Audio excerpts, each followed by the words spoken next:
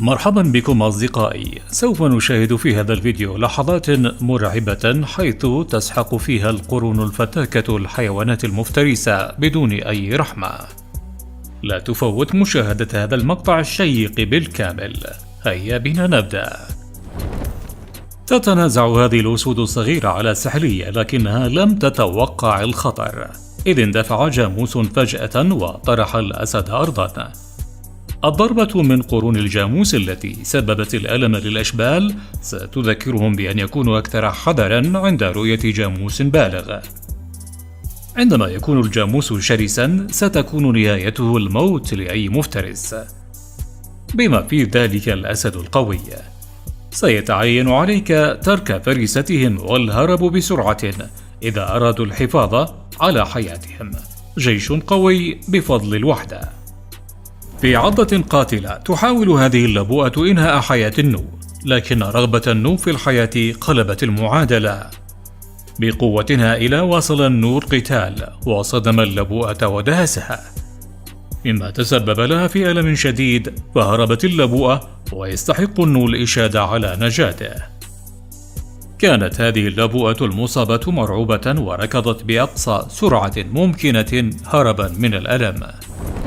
مشهد مدهش لهذه الظبية بقرونها الحادة التي تشبه السيوف، حيث تحاول اللبوءة الاقتراب من قطيع الظباء على أمل الحصول على وجبة غداء، ولكنها فشلت. فعلى الرغم من الكمين المحكم الذي نصبته الأسود، إلا أن الظبية تفوقت وأطلقت العنان لقوة قرونها لترهب الأسود، فتسير الظبية المنتصرة بفخر فيما لم تحظى الأسود بالغداء. يتناسب لون هذا النمر الثلجي تماما مع الطبيعة، مما يسهل عليه الصيد. في محاولة لسرقة عجل الياك، تعرض النمر لهجوم من قطيع كامل من الياك. ورغم أن النمر الثلجي تمكن من عض عنق العجل، إلا أنه كان مهددا باستمرار بقوة قرون الياك. رفض النمر الاستسلام وكان مثابرا بشكل مثير للإعجاب. استغرق الأمر وقتا طويلا من والدة الياك لتكون فعالة، لكنها في النهاية طردت النمر. شجاعة الياك كانت عظيمة. في مواجهة أسرع الحيوانات المفترسة، تقاتل هذه الغزالة من أجل البقاء على قيد الحياة.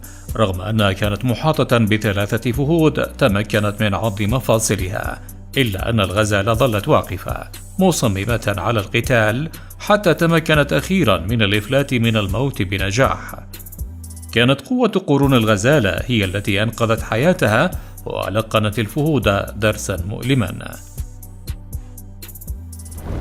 في هجوم من الخلف طعنت هذه اللبوءة فورا بقرون الظباء السيبل. الألم الشديد أجبر اللبوءة على ترك فريستها ومحاولة الهروب بالقفز فوق البركة، لكن كان لديها سجل آخر من الأخطاء.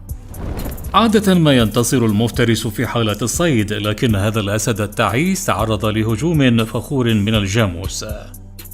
بضربة قوية تم إرسال الأسد بعيدا، وحقق الجاموس هدفه وهرب على الفور. كانت حيلة ذكية جدا.